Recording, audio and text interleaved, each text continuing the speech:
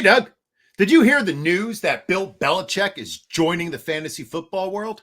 What is keeping the two of us from landing our dream job in this industry? Well, it's probably because we haven't crafted memorable phrases like "we're on to Cincinnati." Might also be because we don't have an account on Snapface yet.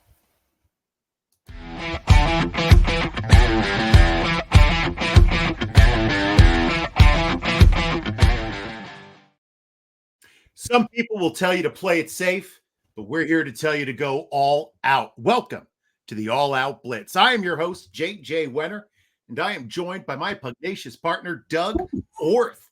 And tonight, we're going to be recapping the Pros versus Joes draft that Doug took part in yesterday. Now, we are going to break down the strategy used and the decisions made to bring home a championship.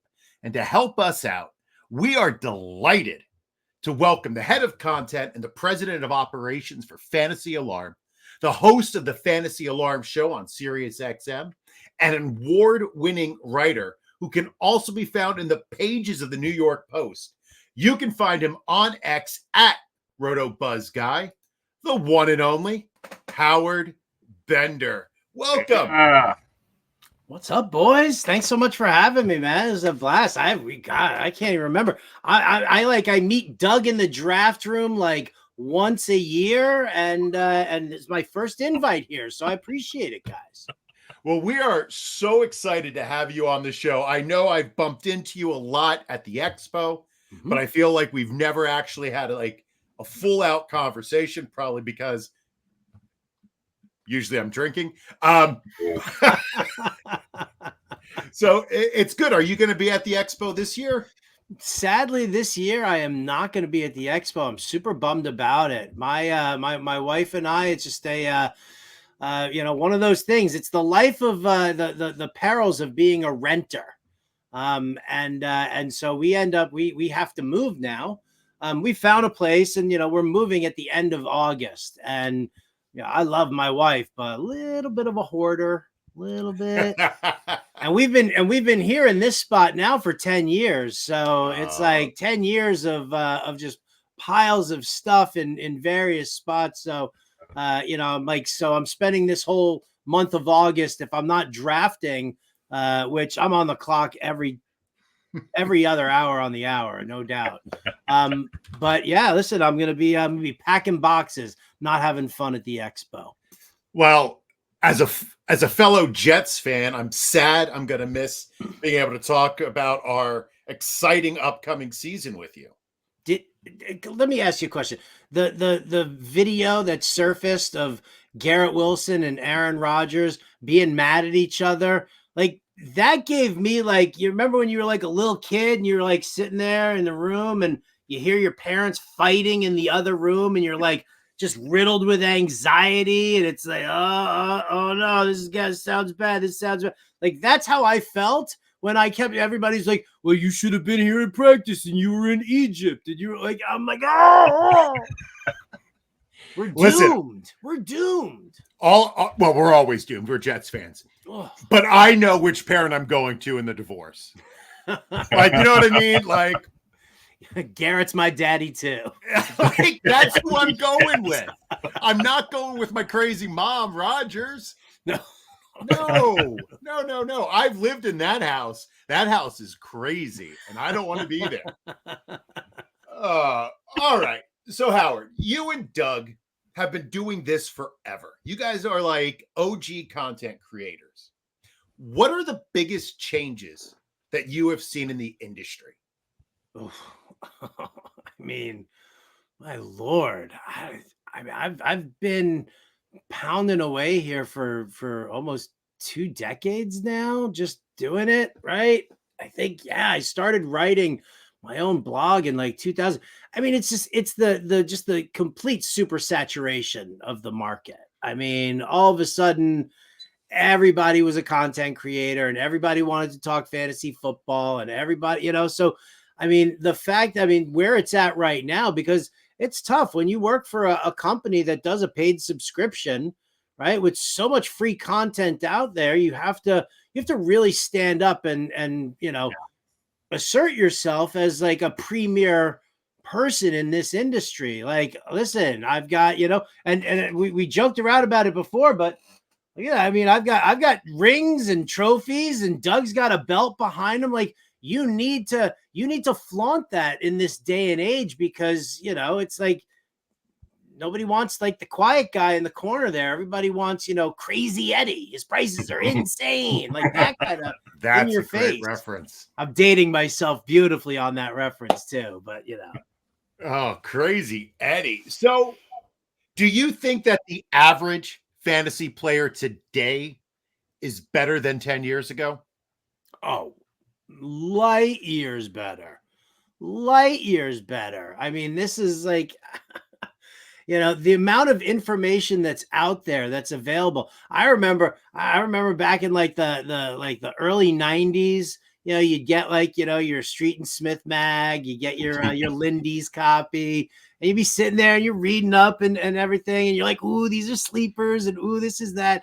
Now I'm sitting here and I'm breaking down coaching schemes and like, explaining to everybody what 11 personnel in a West Coast offense with a zone blocking scheme is all about. Like, there are times where I'm just like, you don't need to know how the sausage is made. Just know that this is the receiver that you want in this offense. Like, I kind of put it to that, point. But I mean, man, we the amount of information that's out there right now is crazy. So what do you think the biggest change in strategy has been? I love the zero RB truthers. I really do, because I'm still going to be old school, and the zero RB fan club out there still allows me to get my running backs at a sensible price, and I'm cool with that. I mean, listen, I think that there's a lot that's transformed with it. I mean, the strategies that are employed now, we're looking at drafts, here, and you could look at this draft that we did last night, the pros versus Joes. I mean, how many wide receivers are off the board by the fifth round? So, you really have to, adjust your strategy. This is the year of the tight end. This was a tight end premium, but listen, if you're in a regular league, like all of a sudden now it's not just Kelsey and then everybody else. It's not just Gronk or everybody else. This is like this position is top tier is 5 deep, and there are 2 knocking on the door right there. So, I think that as the game has developed and the NFL has gotten, more pass heavy, we're definitely, in the fantasy realm, we're strategizing a little bit different. And that's, it's kudos to the content creators who are out there, because, without, other content creators really diving in to the X's and O's of football, like it wouldn't push me to, do, a bang up job. Well, speaking of pushing content, now you do a radio show for SiriusXM satellite. What is the biggest difference between doing a podcast and a satellite radio show? I'm a lot more conscious about my language when I am on satellite radio. The channel is considered family friendly. I can say, ass, maybe I slip up and I say shit, but I don't know what you're I don't want to get you guys in trouble here. I won't be dropping no F-bombs, but like when I was doing, when Adam Ronis and I were doing a podcast together called Ante Up, I mean, the two of us, 2 angry New Yorkers, just, F-bomb after F-bomb after F-bomb, yelling at each other, arguing with each other. And then like, it gets really awkwardly quiet and a couple of more F-bombs. So, I mean, listen, I feel like, on satellite radio, you're also playing to a different audience. If somebody's listening to your show, listening to your podcast, chances are they're listening the whole way through, right? Whether they're on the treadmill, whatever, they're in and out of the car on SiriusXM. So, I've got to dazzle them, because the audience apparently changes like every 12 minutes. So, do you have to do time and temperature, or do they take that out of your hands? I do not have to do time and temperature. If I did have to do time and temperature, I would do it exactly the way Howard Stern did it in Private Parts. Oh, right? My grandma died. They found her. this Howard, morning. Howard, the FCC is watching. We're getting to be a big enough program now. The FCC is watching. So to be clear. I'm sorry, my apologies. Speak for yourself. I can't even spell FCC. What was that? What was that? I forget the reference from like 40 years ago. It was. I think it wasn't Hollywood Henderson. He can't spell cat. If I spotted him, the C and the D. Yeah. So Howard, okay. I believe Fantasy Alarm is home to the DFS position by position playbooks. I don't know another site that asks analysts to specialize in one position group, but I think it's a great idea. Can you talk a little bit about how the idea came about and why you believe it works so well? Well, because when you're sitting there, I have my opinions, I have my breakdowns and whatnot. What I like to do with the other guys on each position, because I'm doing an overall playbook. Sure. Right. I'm going to give you options. I'm going to take the entire player pool and I'm going to whittle it down to 5 or 6 quarterbacks, 5 or 6 running backs, probably like 10 or 12 wide receivers and, and like a handful of tight ends. And I'm going to and I'm going to be like, these are the guys who I'm targeting. I'm building lineups around, we have in our lineup generator over there, an option to just use playbook only players. Right. And so, putting that together over there, but, it's, you guys know it's a tough job. There's a lot of information to digest. And there are times where you might miss something. So if I turn around and I'm like, why is John Impemba talking about Baker Mayfield right now? Let me go ask him about that. And it creates the dialogue between us talking about different players and, wow, I didn't think about that. And all of a sudden, so that way, when you get that final DFS playbook and the final dartboard of all the bargain plays there, this has been workshopped throughout the entire week, right? Between me and the entire team. And we've put this together and it's, listen, I'm guy won Bob Boris won $500,000 on FanDuel using the playbook. We call him Millionaire Mike because we don't want to out, his true identity, but he took down the $1 million prize on FanDuel, the Sunday Million, using the playbook and just the playbook only option and how they, everything that they kind of gleaned together there through the tools that we have over at Fantasy Alarm. So, to me, this is this is like conference room stuff every single day, giving that final product to everybody out there. So, listen, because I could brag and talk myself up all I want, but if I'm not surrounded by a good team who helps push me in different directions, well, then I'm doing the customer a disservice. Good call. Yes. Howard, do you remember when you started joined the Huddle Auction League? Yeah. Oh, that's such a great league. Is that not such a great league? I'm leading somewhere here, but you remember? Was it 2015 or so, or was it earlier than that? Is that when it was? I don't remember. So that being involved in that league was passed down to me by Jeff Erickson at RotoWire. And so, yeah, maybe it was 2015. It could have been right around there because, yeah, Jeff was just swamped with other stuff. And, I'm an auction junkie. I'm like Homer Simpson with an auction. I mean, I love it. So, yeah, I think it's been that long. Yeah. You've been in it just as long. I've been in it longer. Yeah. I've been longer. Yeah, Matt Waldman, who was at FF Today before he went to Football Guys and whatnot, it was kind of passed to me in 2009. So I've been in it for 15 years or so. Yeah. So the reason I asked this is that's how I became familiar with you. But it's like an annual rite of late summer, to get one of your funny stories on either draft day or draft night. I have one. We talked about one here in the last couple of weeks. You can pick one, whatever you want. I remember the one about the power going out, but you've got any number. The power going out was a nightmare. That one was just, so I live in, a town called Half Moon Bay. It's coastal.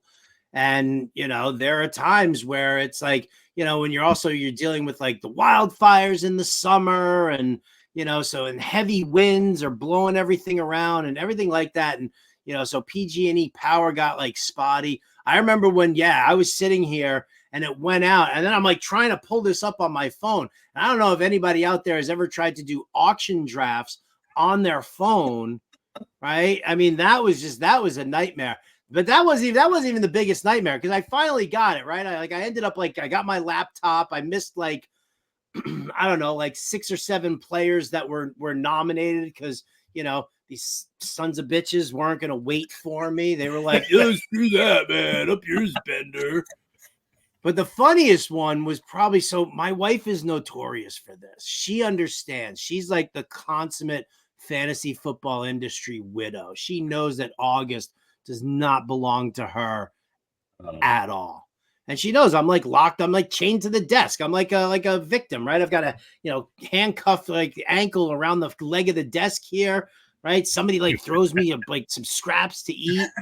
But so like she knows when I'm drafting, it's like whatever. So she's like, always trying to like do something nice for me. And so she always brings me something to eat, which, is great. But she usually just brings like snacks, like nice, like easy to whatever. She brought me, I can't remember what it was. It was there was a lot of rice.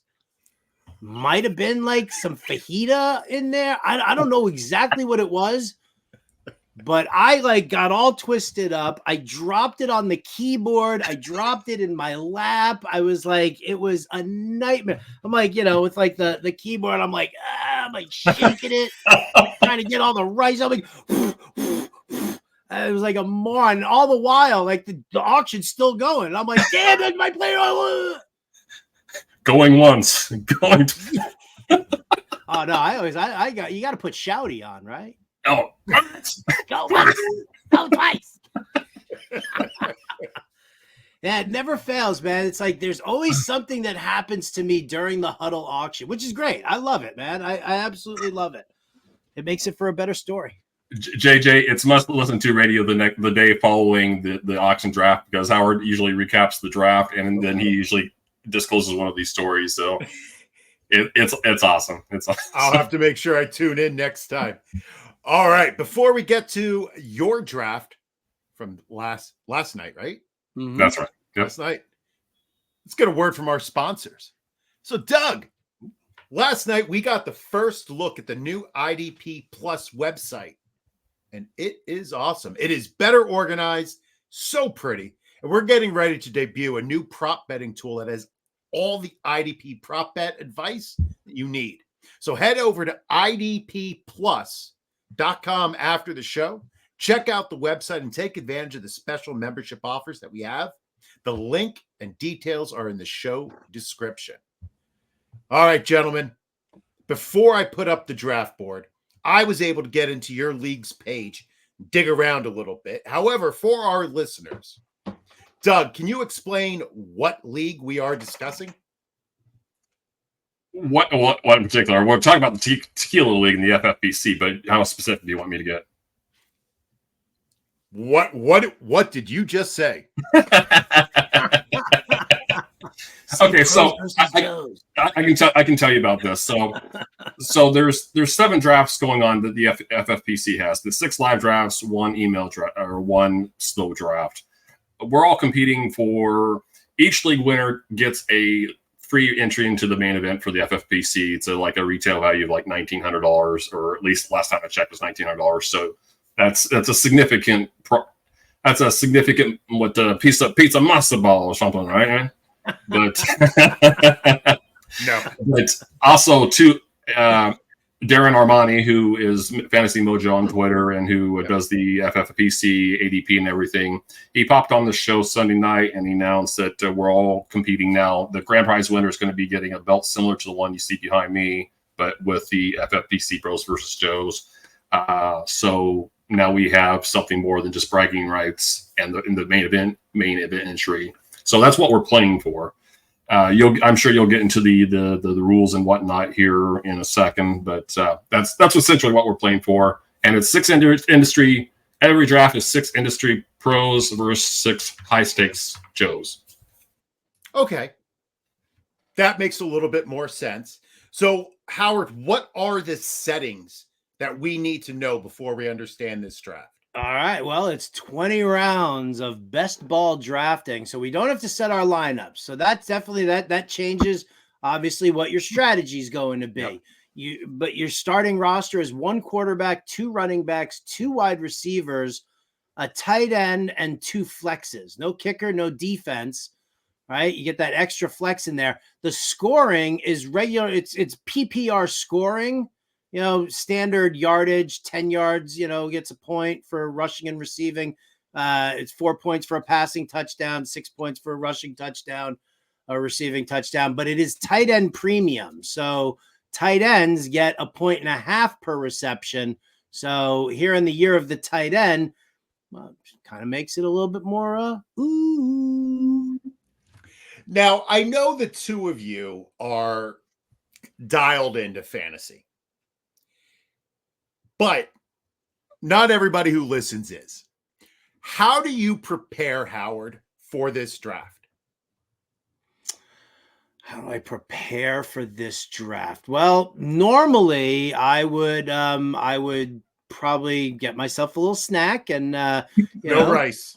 treat my glaucoma, pick a really nice solid fish show and put that on and get the music going there and I just live in my little world. I mean, listen, I have my fantasy football cheat sheet, which we have at Fantasy Alarm. It's part of our draft guide where, I give you my draft blueprint. If you look at the cheat sheet, it's broken down into each half round, 6 players for the first half and 6 players for the second. And you build your team, accordingly with that. So you're seeing exactly where you're getting the best value by some players who might be ranked up here, but you're down here in the round and they're still available. So, it definitely helps with that. I always, I use my cheat sheet, for everything like that. Last night I was on air for Sirius XM. I was hosting a show with Kyle Elfrink. So I went from the Fantasy Alarm show to grabbing some dinner with the missus to right into it. So I just boom. That's what I like. Straight in, no real prep, just your cheat sheet. Doug, you came in there with a lot, right? You had your.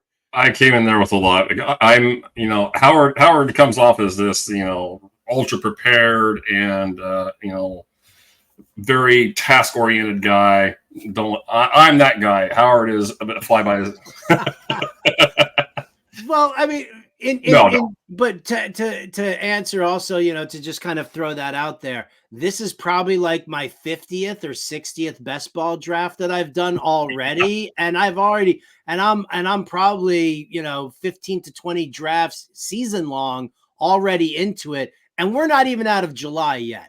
Yeah. So I don't, if I don't have the paperwork in front of me, I got it up here, man. Unagi.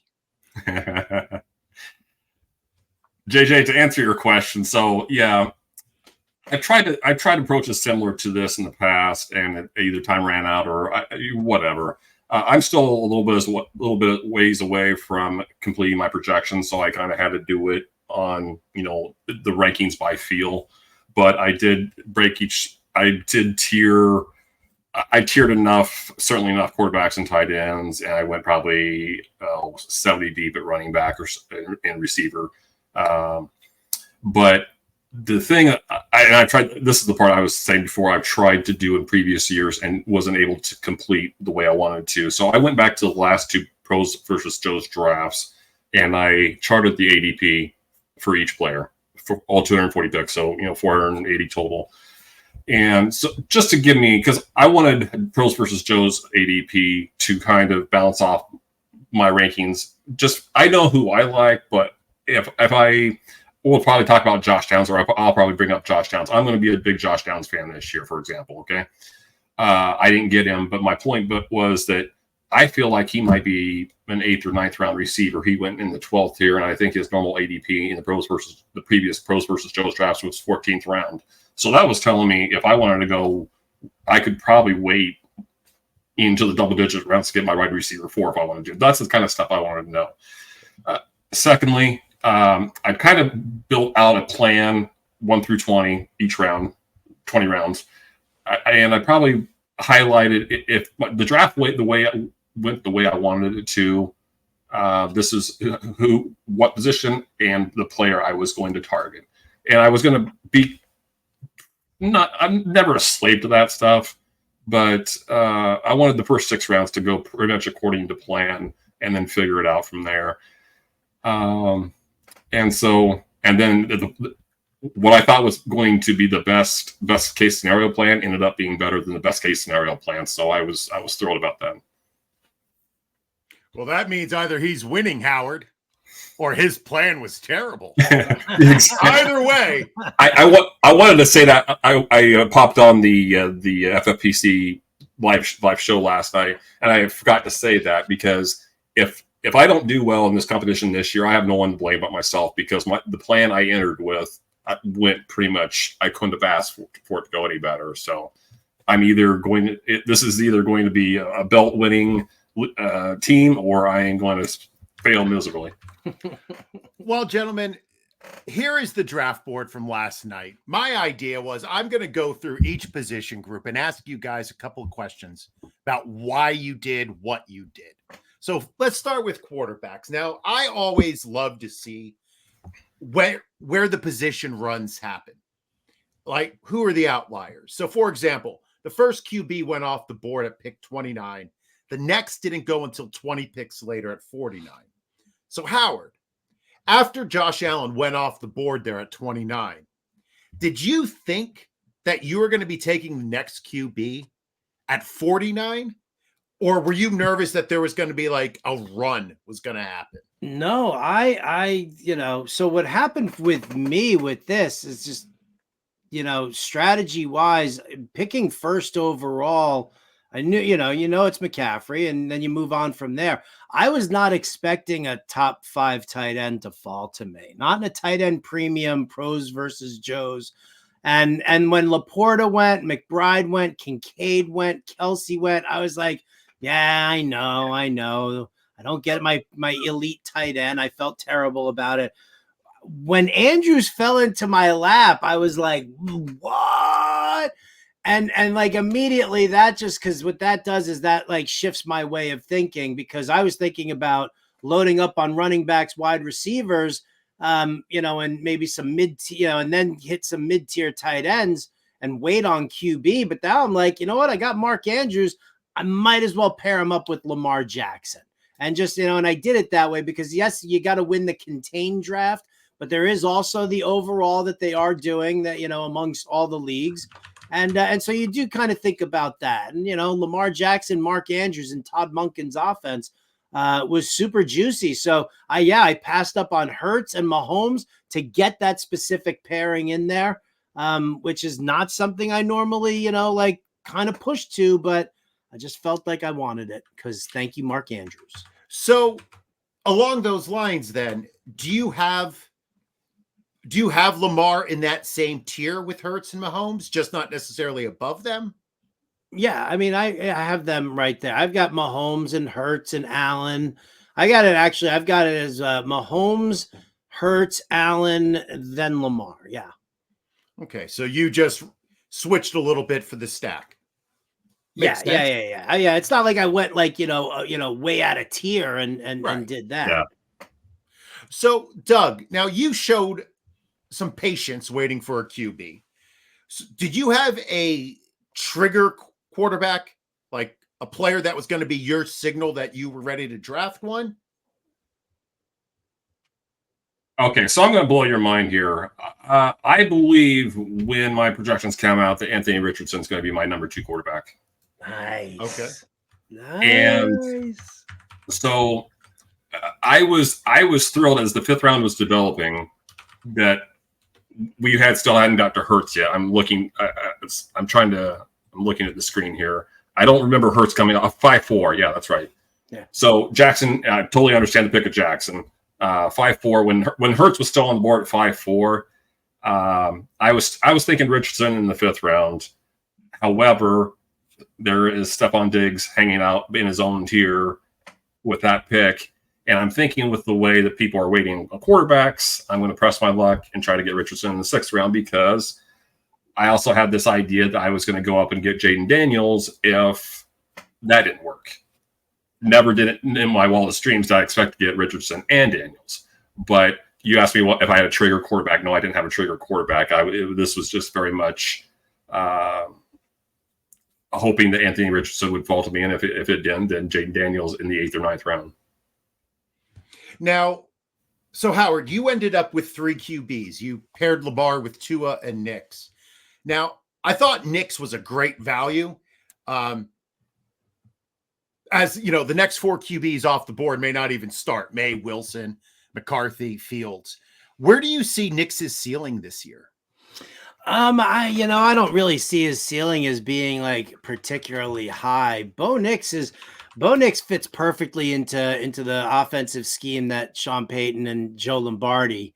It's Lombardi's system, but Payton, adds in his elements, but they love the check down, and Bo Nix at Oregon was like exactly that. He like showed them that, he was like the perfect quarterback for them to draft.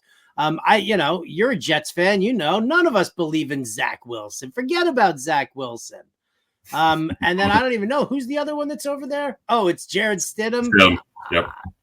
I think they'll give Bo Nix that opportunity to thrive this year. And listen, it's the way that it's all kind of set and structured there. He'll probably be doing a whole mess of dump offs, right? A whole lot of check downs, whole lot of work to the tight end. I just wanted for to make sure that in the super flex, or if anything happened to either one of my guys, because let's face facts, Lamar Jackson, right? That dude gets the rumbly bumblies and he's like running to the locker room, midway through it. So he's got diarrhea. And Tua, I mean, obviously there's, there's history there. So right. I always wanted to make sure that I had a third guy, like a guy who I thought was going to, at least just be there in case anything happens. That makes sense. Now, Doug, I don't mean this in a weird way, but you drafted 4 QBs in a 1 QB best ball league. Most teams drafted 2 or 3. Was this planned, or did an opportunity present itself that was too advantageous for you to pass up? Too advantageous. And let me tell you a little bit of the backstory. So we were in this competition last year. Howard, you've been in this competition for years, haven't you? Mm-hmm. Yeah. Okay, so I went with the floor ceiling play. I thought last year I went I don't know which order I did it, but I went Kirk Cousins and Anthony Richardson with my 2 quarterback picks last year. As we well know, by the mid-season, I didn't have either one of them. Jimmy Garoppolo was my 20th round pick, and he was probably benched up by that point. So I went 3 quarterbacks, and I had none for half the season. So as the draft was developing, and I could see Richardson, then Daniels was next for me. I thought a couple things. I'm not entirely convinced that either one of those guys are going to stay healthy all year. We know the history with Daniels and how he did not avoid contact particularly well at LSU. Maybe that changes, maybe it doesn't, but I'm not going to count on him, playing all 17 games. Likewise with Richardson, I'm going to love him when they're playing, and I'm going to try to prepare my best for when they're not. Justin Fields is somebody I'm targeting later in drafts, especially drafts like this, especially in best ball, for that, I guess you could say, contingent upside. Does Russell Wilson play all year? Is he the starter all year? I probably, but there's certainly no guarantee of that. And then the second or third reason why I ended up going 4. So I went Joe Flacco with my 4th quarterback pick. That's to counterbalance the risk that Anthony Richardson is. I still have a week 14 hole. I don't know if the screen's big enough to see it, but because I have Flacco, I have 3 week 14 buys at quarterback. So I have 3 week 14 buys at quarterback, and Justin Fields, who may or may not be starting at that point. So I may still have a hole for week 14. I'm not going to let my strategy be affected, especially if I love the quarterbacks as much as I do. I'm not going to let my strategy be affected by a 1 bye week. So I'll take the upside in the other, 15 to 16 weeks of this competition, and hope that Fields ends up taking over as the starter sometime around midseason. Very good. Well, gentlemen, in a world where zero RB zealots are preaching abstinence, this league was a little free with RBs in the first 8 rounds. Yeah. So one team drafted a single running back in the first 8. One team drafted 4, and the rest had 2 or 3. Now, Howard, you drafted CMC, Mixon, and Brooks in the first part of your draft. Is this generally how you approach being an old school player like myself? Or does having that number 1 slot with CMC kind of change your approach? No. I've always I love the running backs. If I get a chance to get a Breece Hall or a Bijan Robinson, I'm doing that. If I'm at the back end of the draft, I'm looking for a Saquon Barkley or a Jonathan Taylor. I love my running backs. Listen, I love all these wide receivers too. I said yes last year that Jamar Chase was my 1-1 overall. I had him over CMC, and to no fault of his own, it didn't pan out because he's quarterback reliant. I mean, sorry, you're not going from Burrow to Browning and expect to see Jamar Chase pop as much. So, yes, there's that injury risk for running backs, but, to get yourself a real rock solid bell cow back, like I'm all about that. I will do that all the time. There was no question in my mind that I wasn't taking McCaffrey. And if I was a little further in there, it would have been Bijan or Breece. I love that. Now, Doug, you went with Pacheco as your RB1. I know in the past you have said that Pacheco had an opportunity to finish much higher than his ADP. I'm assuming you are still on that bandwagon? Very much so. And I can keep this short. Very much so.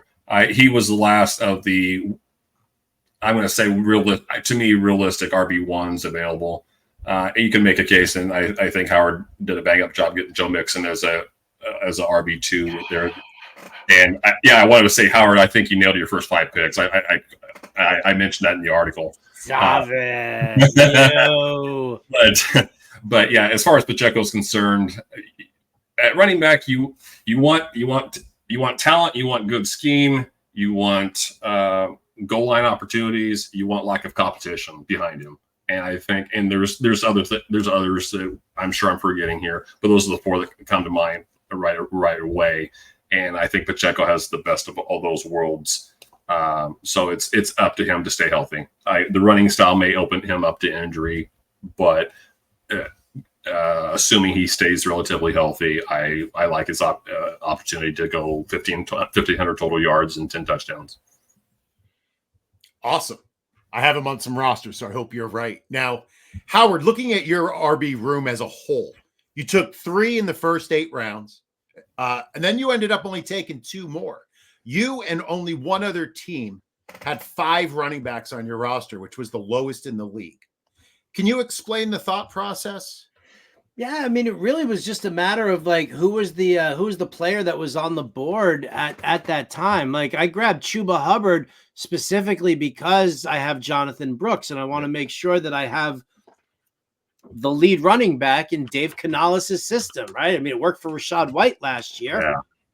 So I went with that. Kendre Miller, again, I love the fact that what we're seeing in New Orleans with Clint Kubiak, and he brought in Rick Dennison to, set up the offensive line and deal with the zone blocking.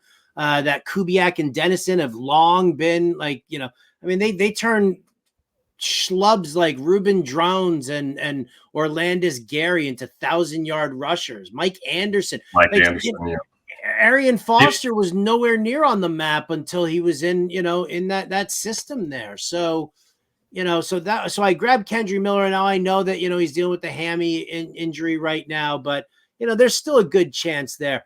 There just wasn't anybody else that I was looking to take that shot on, especially, if it's a best ball, tournament, I might as well load up on more wide receivers rather than is Bucky Irving going to get some carries eventually?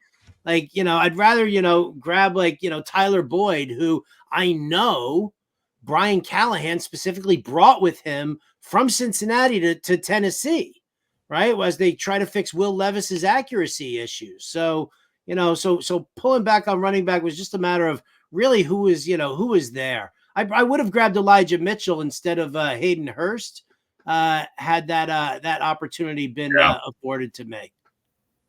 I would have done Mitchell and probably Kendry Miller there and skipped out on Hayden Hurst, but I missed on that handcuff. I spoke of that in my article, and I wondered if that was your thinking. So it's good to hear that you're. I was so pissed off, man. I was so I was on air, completely on tilt. Right? It was the Isaiah Likely pick, the Will Levis pick, the Elijah Mitchell pick. I was man, like as soon as we go to break, I'd be like, F this, F that. This guy sucks. One of these days, I'm going to have to just live stream myself doing one of these drafts. I don't know if the internet can handle that. I have one other question, JJ, here. So I hate to give you the typical podcast question, but where do you draw the line on handcuffing, or do you? I mean, it's definitely situational, but I am 100% for it. See, the thing about it is you have to look at each situation because not every backup running back is somebody you're going to want to slot in. If Ramondre Stevenson goes down in New England, I don't give a crap about Antonio Gibson. Like that doesn't matter to me. To me, it's about, it's buying into the system, and doing that. So, if McCaffrey goes down, Elijah Mitchell, he's in a great rushing, run first scheme, for that to happen. There are certain things, Kyron Williams and Blake Corum. Yes, that you must handcuff. Alvin Kamara and Kendry Miller, must handcuff right there. Jonathan Brooks and Chuba Hubbard, it's a must handcuff. The difference is if this was a bigger tournament, right? Because it's only 7 leagues. If this was a bigger tournament, I probably don't worry as much about handcuffing, and I do I try to steal other people's handcuffs to just kind of increase my upside there. Yeah. But that's because this is, it's contained and it's a smaller tournament. I thought it'd just be best that if I was going to deal with some injuries, let me cuff my guys. And the rest of this league was up yours, Bender. You're not getting any of your handcuffs. Doug, you seemed to feast on running backs in bunches, taking 4 and 5 rounds starting in the 8th. Was this a part of your strategy? So what ends up happening, Howard laid out the starting lineup settings, and when you get to 2 position flexes or more,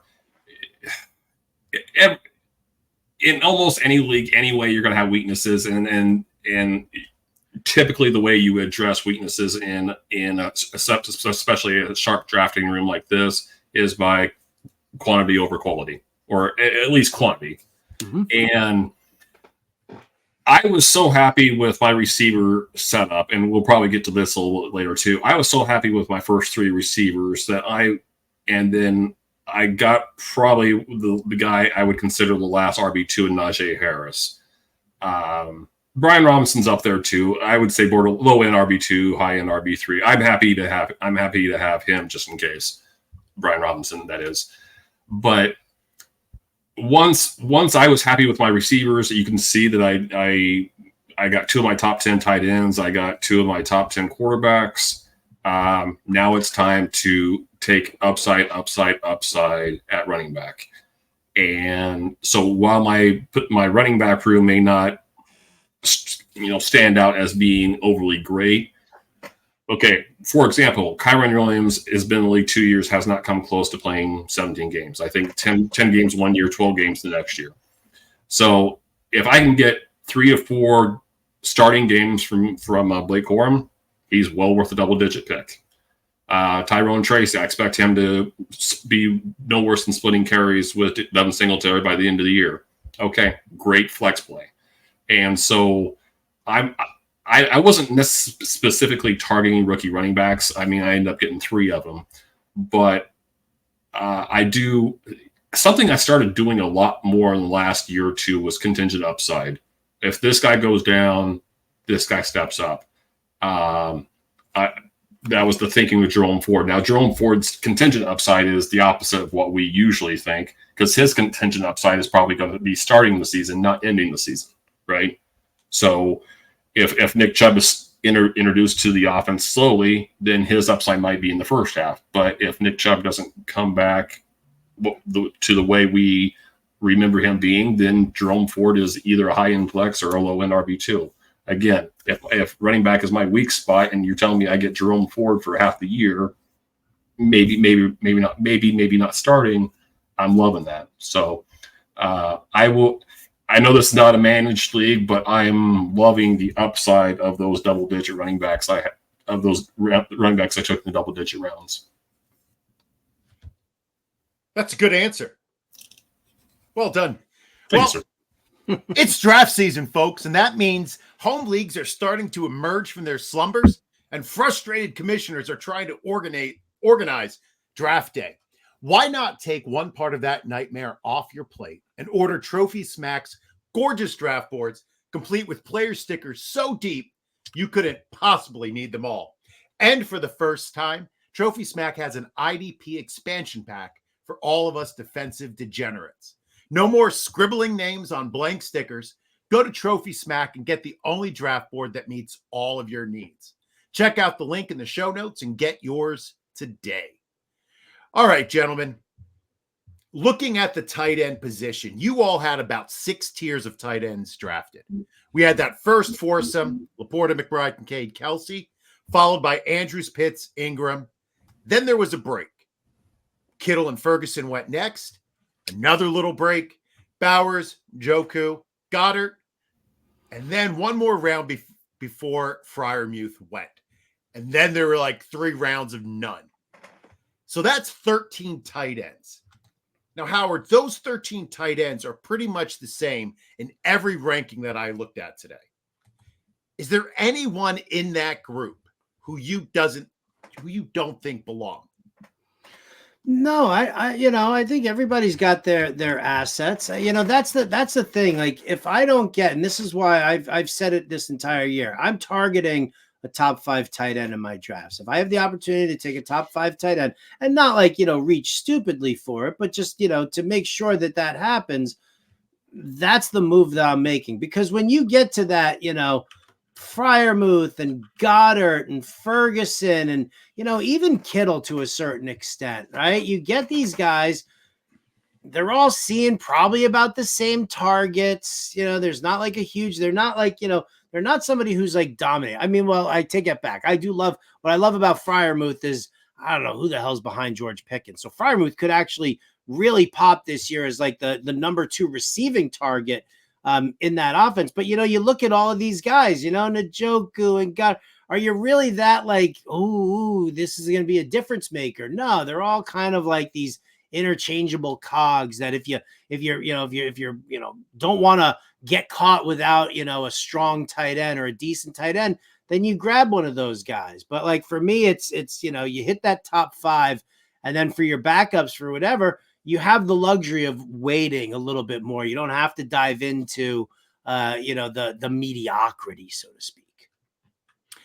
So, Doug, you took Kelsey at the end of the first run of tight ends in the second, followed by ending the overall run with Muth in the 7th.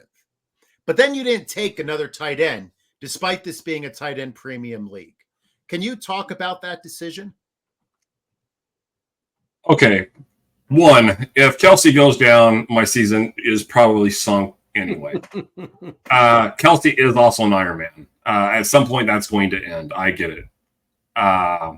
So there is all of that. However, I didn't see a lot of need, even with it being tight end premium, to, I guess, go any deeper than that. I mean, there's some guys I like, don't get me wrong. But I wasn't going to get Tyler Conklin in the 10th round after getting Kelsey and Freiermuth, for example. Freiermuth was the last. He was the last guy I would have considered as a tight end 1 had I not gone with Kelsey, because Marvin Harrison was a strong consideration. It's going Wilson and Harrison at 1-2, but you don't know in round 2 that your round 7 tight end is going to be there. So, but I didn't see a lot of opportunity for tight end 3 to produce that late, given what I'd already had. And let's be honest, I love the upside of Jalen McMillan and Andre Yoshibas back in the later rounds there. I think each of my, let's say, last 5 picks, because that's where I would have targeted a third tight end if I went there. I don't know that any of those guys would have brought more than one startable week to my roster. So at that point, it didn't seem worth it. Okay. Howard, I'm not sure if you're a wrestling fan, but you went with the quadruple H as your backup tight ends, taking Hunter Henry and Hayden Hurst, and finishing off your room with Greg Dulcich. Of those 3 backups, who do you have the most confidence in to win you a week? I believe it or not, I think Hunter Henry is the guy who I like the most. I mean, well, no, I mean, can I say that he's going to win me a week? Maybe. He's going to be a big red zone threat. And, again, Alex Van Pelt leaves Cleveland to go to New England. He takes the job there. He's bringing that offensive scheme that, yes, it was Stefanski's West Coast version that he brought over from Minnesota, but Van Pelt was the guy who made those tweaks to get David Njoku up there, because all they had was Amari Cooper. They didn't have any other wide receivers, right? They were like sitting there with, like, I don't know, Donovan Peoples-Jones or some schnook like that, right? Hoping that Cedric Tillman was going to finally pop. No. So, so I like the fact that it's a similar situation in New England where, I don't know, Jalen Polk, we like him. Demario Douglas, sure. Kendrick Bourne, ugh. So, I look at that and I say that there's going to be opportunity for Hunter Henry there. Maybe Hurst or Dulcich could be one of the guys who wins me the league, though, because I think they both are loaded up with upside. Greg Roman and his offensive scheme, what he does with the tight ends, he's the one who put Mark Andrews on the map. Yeah, I know Will Dissly's there, but Dissly's he's much more of he's better served as an inline blocker. Hayden Hurst is the better route runner of that group there. So I think he's got that chance to pop. And then Dulcich, again, when you're looking at that scheme in Denver that Peyton and Lombardi do behind Cortland Sutton, I don't know who the next targeted receiver. Don't you dare say Marvin Mims. I will kill you if you say Marvin Mims. I was going to say Tim Patrick. Josh Reynolds. Tim Patrick with like whose knee? Whose knee is he going to borrow? For that? Come on. I don't know. But like, they run that Joker role that Jimmy Graham played in New Orleans. So if Dulcich can stay healthy, that's the big F. Then I think that he's got the ability to kind of pop in this format. JJ, I heard some Demario Douglas slander here, so I'm tuning out Howard for the rest of the show. Fine. I have plenty of shares of him. I have plenty of shares with him because what I've done was when I take Hunter Henry, I usually take either Jalen Polk or Demario Douglas because somebody's going to be the number 1 target in that offense. I don't know who, but somebody's going to be. And they will be throwing their fair share. That defense is fine, but the defense isn't going to be able to hold out all game long every week. So, yeah, I agree. Got to pass the ball in the NFL eventually. So, 2 teams punted on tight end. Michael Mann, that's not the director Michael Mann, right? Of Heat and Manhunter? I saw the name. I was a little excited for a second, but I have no idea. I'm a movie nerd. So he turned up the heat in the back half of the draft. He took 5 tight ends, with his first being Kmet in the 10th, followed up with Colby Parkinson, Juwan Johnson, Theo Johnson, and Noah Gray. And then SGPN took 4 straight tight ends, starting in the 14th, with likely, sorry, Howard, Chig Gesicki and Dawson Knox. Doug, do you like this strategy of waiting on tight end and then not taking at all. A few? No. Why? Not at all. I will tell you, I think number 5, that's Kramer and Green, sportsgamblingpodcast.com. I don't think you can see it on the screen. But is that who that was? That son of a bitch. Yeah. Write down that name. They did a better job of the late tight end than Michael Mann did. But I have it here. Okay, so sports gambling. Let me find out how I wrote it here. it's a hard sell for me to enter the season hoping for Mike Gesicki or Chigga to carry the torch in a tight end premium league. And then, but to their credit, if Andrews goes down again this year, and there's no reason to expect he's not a. Let's not even get into. He won't. Yeah, right. I don't even. I mean, that come out on, there, Doug. Don't even speak into existence. Jesus, if it happens, how? I'm so sorry, Howard. I'll speak to him after the show. Yeah, if it on the vapors. Doug. Also clipped. Oh my God. Oh, I'm all right. If it happens, then number 5 is looking pretty good. You look at number 4's tight ends, and I don't want to enter a season with Cole Kmet as my tight end 1. God bless him for what he did last year. He's the at best 4th option in Chicago. And I heard, hey, I'm going to make up for this, Howard. Your guy, Andrew Cooper. Mm-hmm. What does he say about tight ends? You want somebody, you either score 10 touchdowns, you score 10 touchdowns, or you were one of the top 2 options on your team to be a good fantasy tight end, right? Mm-hmm. Okay. You're not selling me with either one of those guys, with either one of those teams, and especially with Team 4. You're not selling me that Cole Kmet is one of the top 2 receiving options. And if he goes for 10 touchdowns, he might go for 450 yards. I do not see where. Why are you throwing regularly to Cole Kmet when you got DJ Moore, Keenan Allen, and Robin Odunze? Odunze is the red zone threat if there is one there.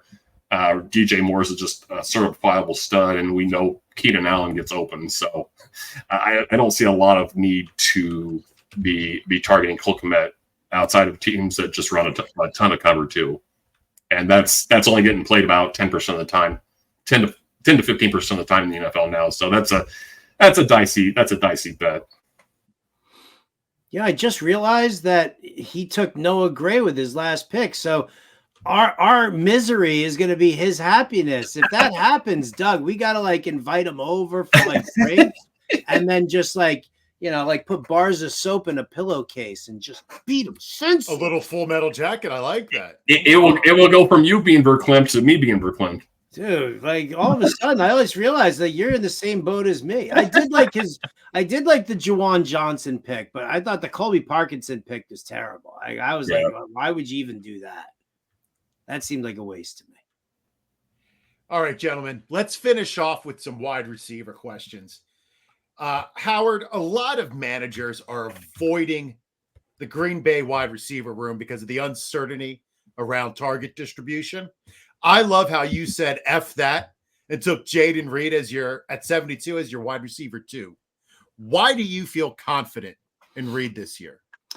He's a playmaker, right? They utilize him like San Francisco uses Deebo Samuel. He gets the gimmicky end arounds and the jet sweeps.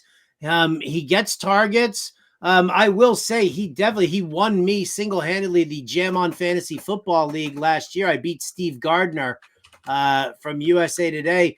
Jayden Reed scored 2 touchdowns that game and then left. He caught the touchdown and then he got hurt.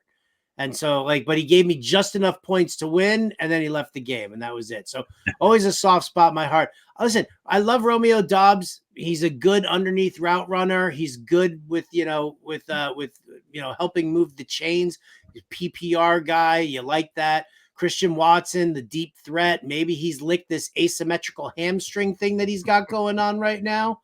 I'm not really sure. By the way, dibs on that is my band name, Asymmetrical Hamstrings. As long as I can play bass for you. Yeah, oh, hell yeah. There you go. There you go. So, but I love Jayden Reed, and I just love that they get him the ball and he gets the touches that you want, that you need. I consider him out of I probably consider him the higher floor out of any of the receivers in Green Bay. And that's kind of why I took him there because, London, Reed, and Deontay Johnson, I consider those guys like my high floor. They're going to be heavily targeted. Whereas then Brian Thomas and Rashid Shaheed, it's guns blazing, running down the field, 80-yard touchdowns. Let's make it happen. Woo-hoo. Yeah, Howard, Deontay Johnson would have been, if he would somehow have lasted to my pick, he would have been my pick instead of Freiermuth there. But I think I don't know what I have him projected for workload, or when I say workload, I mean target wise, but I think I have him in the 130, 140 range. I expect 80 to 90 catches, probably bare minimum. Oh, he's playing that Mike Evans role. He's playing that Mike Evans role. And, listen, I get it. Godwin was banged up, but I mean, Evans he was doing everything for Tampa Bay. And I think that, that's one of the reasons why they went out and they got somebody who's, a good route runner who has sure hands. You're going to do that. He can run the sideline routes. He gets good position on the sidelines so that Bryce Young, knows he feels secure about it. So I love the fact that they added Deontay. And what do you want to do for I hate to use the size thing with Bryce Young, but what do you want to do for a smaller quarterback? You want to get him a guy that gets open. You want to do this for any quarterback. You want to get him a guy that gets open better than anybody else. And Deontay Johnson gets open as well as anybody. So yes. Now, Doug, first of all, congratulations on coming to the dark side and becoming a Jets fan. I see you took Garrett Wilson, and I appreciate you for that. Now, I know another team, though, that is causing some angst after Green Bay in draft rooms are the Texans. Now, you took Diggs at 57. Collins went 2 rounds before, and Dell went 3 picks after Diggs. How confident do you feel in Diggs, and should Dell and Diggs be this close together? First of all, I know my crowd and my upcoming schedule. I knew I had 2 Jets fans on the show today coming tomorrow, so of course I'm going to play to the crowd. Seriously, though, Garrett Wilson, there's a group of probably 5 or 6 receivers, and they all came off the board in the first 15 picks or so. He has as good a chance as Andy to finish wide receiver 1. I am not going to back down from that. He won't be my wide receiver 1, but we know the history with a healthy Rodgers will hyper target his wide receiver 1, and I don't think Mike Williams is going to draw a significant target share assuming he can stay healthy all year. A lot of us like Malachi Corley. He's not going to draw probably more than 60 targets. Xavier Gibson, I know you and I both like him. JJ, he's not a huge target earner. I believe we had three straight years of Tyler Conklin with 87 targets. Still, we're not building a strong case for the complimentary guys taking more than 250, maybe 300 targets at most. That's going to leave Wilson's going to be he's going to draw a 30% target share, and I want a 30% target share attached to Aaron Rodgers. So that's a long way. That's a lot of words saying that JJ was right. JJ was right. Be a Jets fan. I mean, you could have just said that and stopped with all. Think of how short your articles could be. No. Just been so. But you asked about Diggs. I am going to run contrary to the big fantasy. Don't we call it big fantasy now, Howard? Isn't it big fantasy? Big fantasy, absolutely. Oh my God. Here's the way I see it. I can't wait. I'm loving this now. Here's the way I see the Texans. I could be dead wrong. I do think they're going to go more three wide receiver sets. But in 2 receiver sets, you're not pulling Collins as the X. He's not coming off the field. And you're not pulling Diggs off the field. I don't know. I can't imagine a world where you're pulling Diggs off the field. I don't care what Tank Dell did last year. So I think he's the vertical stretch 3 in that offense. He's probably the X. In 3 receiver sets, I think Diggs moves inside. Now you've got one of the best route runners, or one of the guys – and I know he's not as quick and he's not getting open at the same rate he has in previous years, but you have arguably the best receiver, still the best receiver on that team, at least the most proven, going against the best matchup for him, or the worst cornerback.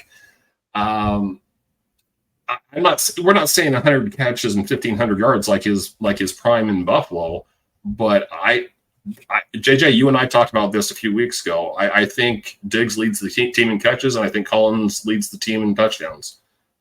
But at wide receiver 3, I don't know what he was. What was he? Wide receiver 27 in this draft? It was something along those lines. He's outperforming wide receiver 27. I don't have much question about that. All right, Howard. I love the value that you gathered at this position. You spoke about Deontay Johnson, easily could be a top 12 receiver this year. Shaheed, Brian Thomas, tons of upside. I think Zay Jones is a great way to end your draft. Looking at your overall wide receiver room, are there any decisions you regret? Well, I mean, Roman Wilson got hurt today at practice. He's going to be out for a couple of weeks, so instant regret there. No, I don't regret anything. I really, and this is probably the kiss of death, but I really do like the way this draft happened. Again, I tailor it to the advice that I give. If you're going to get, high floor guys, who are safe, you can, if you want to pick safe guys all over the place, sure, you can. But, in a best ball format, you need that, that crazy upside that, you don't know what's happening. And so, Roman Wilson, again, Freiermuth, likely the number 2 target in that system now because Roman Wilson is hurt, but they don't have anybody else. So there's opportunity for Roman Wilson. Tyler Boyd, I told you already, Callahan loves him. And then Zay Jones. Listen, it's Zay Jones or Michael Wilson. One of those guys is going to be on the field opposite Marvin Harrison Jr. They're never going to get to be more than the 3rd most targeted pass catcher in that scheme behind McBride and Marvin Harrison, but they're still going to get the work and they're still going to be on the field taking snaps. So, that's kind of why I went with Zay Jones at that final spot. Just, potential. Some good upside. And kudos, by the way, for Doug for talking personnel packages and understanding that Bobby Slowick loves 2 wide receiver sets. He's got Andrew Beck as a fullback. Yeah. Who's coming off the field when you're putting the fullback on there? It's not Diggs and it's not Collins. So kudos, Doug, for that. Thank you, Howard. And that's especially with the Kyle Shanahan, or let's call it Mike Shanahan disciples. They're gonna employ a fullback, and then that is going to be a major consideration with all those Shanahan disciples is who's going to be lining up in 2 receiver sets because they're probably going to. I don't know that Beck's going to see more than, let's say, 40% of the snaps, but I'll take if I'm right and Diggs plays 90% of the snaps. And Collins is out there for 95 or whatever, that means Diggs probably isn't going to play. Dell isn't going to play more than 60% of snaps. That's a huge consideration compared to last year. So yes, I agree. Totally agree. Thank you. All right, last question, Doug. After Diggs at pick 57, you didn't pick another receiver until pick 153, almost 100 picks later, when you took Demario Douglas. Any concerns that your wide receiver room is like an empty Oreo? Where's your middle? Well, didn't Howard reference Homer Simpson a little bit earlier? So Oreo. Yeah, I mentioned earlier in the episode here, I love my top 3 receivers. Josh Downs was a consideration where he went. That was probably going to be my next pick had I not. What was it, the 12th round? I don't think we have it out here on the board, but point being is, yeah, if you could do that, please. I forget which direction. Yeah, I probably would have went Downs over Blake Corum there, but again, I love the upside of Corum, so that's neither here nor there. I think as a whole, the industry is a little bit too far down on Jahad Dotson, considering last year at this time we were talking about how, he might be pushing Terry McLaurin for. I didn't buy that, but that is going to be a better offense than I think people realize. I really liked my chances of, and this is going to sound ridiculous. I mentioned these guys earlier, Jalen McMillan and Andre Yoshibas. I fully expected to get those guys late. And, I didn't necessarily want to push until the 17th or 19th round, but that's what ended up happening. I'm going to get usable weeks out of those guys. I'm sure of it. And so that all kind of played into my thinking. I think with Demario Douglas, you're getting a serviceable floor. Dotson, we'll see. I don't think last year was representative of his talent level. And then my upside shots, and we talked about Howard's upside shots, like Shaheed and Brian Thomas. Brian Thomas could end up very well being a stud this year. But back to my team, McMillan, like I said, McMillan and especially Yoshi Voss are going to deliver, I believe, 2 to 3 usable weeks in this format. And I'm just looking for that second flex to it's probably going to be a rotating door at that second flex, but I think that's the case for most of the teams here. All right, gentlemen, it is time to say goodbye and let people know where they can find us and any final thoughts. Howard, you are the guest. You're up first. Where can I be found? Right behind that desk all day. Right? I'm all over the pages at fantasyalarm.com. You can go check me out over there. I've got, we've got our draft guide and all the stuff that I've done there. I'm doing some work with rtsports.com, or resurrecting an old column that I used to do for them back in 2014, 2015, maybe, called The Weekly Bender. So I'm joining them there. They wanted to bring it back, and I was happy to do it. Big fans of the guys over there at RT. So rtsports.com, Fantasy Alarm, SiriusXM Fantasy Sports Radio, Monday through Friday, 6 to 8 p.m. Eastern. At Rotobuzz Guy on Twitter. Just find Rotobuzz Guy all over the social medias. I'm there. All over. I'm trying to saturate the market here, like super saturate. Too much Bender, right? More cowbell or more Bender? More. You're trying to make the weekend Bender an all week Bender. I got you. Yeah, right. Listen, if the NFL can take over the year, I like it. I'm still on Big Fantasy right now, Doug. I'm have to bring you onto the show on SiriusXM, and we just do our all Big Fantasy team. Yes. I knew I was going to make my way somehow in this industry. I just didn't think Big Fantasy was the way. Dude, it's so appropriate though, isn't it? And the moment you said that, it was like, I'm going to annoy Big Fantasy with this, and I knew the Tank Del Take was coming. I was like, popcorn right there. I love it. Yeah, I'll be in touch about that, Doug. I appreciate that. Thank you, Doug. Yes. Well, you can find me everywhere you find Howard, because I'm certainly as big of a name in this industry as Mr. Bender here. So, no, don't sell yourself short, Judge. You're a tremendous slouch. Everybody knows where to find me on FF today. As soon as we get done with this pod here, actually, by the time this pod comes out, my article on this draft that we were referencing tonight will be out. It's called Swimming with the Sharks. So it'll be on the FF Today site probably tomorrow afternoon. I have a team and a half left to do, which I'm thrilled I'm that far. And then the big moment that I know I've been waiting for, and hopefully all of our viewers waiting for, is the start of the big boards next week. And it's a labor of love, and it's like a 6-week process that I know, JJ, you and I have talked about, but getting those projections done and just being able to sit back and not sit back. Who am I kidding? We don't sit back in this industry, but being able to just look at our boards and then make appropriate changes based on that in August, with the new information and everything. August is a fun time for that reason. We get our projections settled, and then we can play with our rankings from there if necessary. So those are the things I'm looking forward to for now. All right. I'm at JJ Wenner on Twitter. A special thank you to Howard for stopping by. I was hoping to see you next week, but it'll have to be another time. So make sure you're following him on X, Fantasy Alarm, RT Sports, and SiriusXM. Thank you to Doug for all of the work on the pod. Thank you to everybody at IDP Plus. Tune in next week. Actually, this Friday, to Rider Dynasty, where we're going over some undervalued IDPs with Steve Thomason.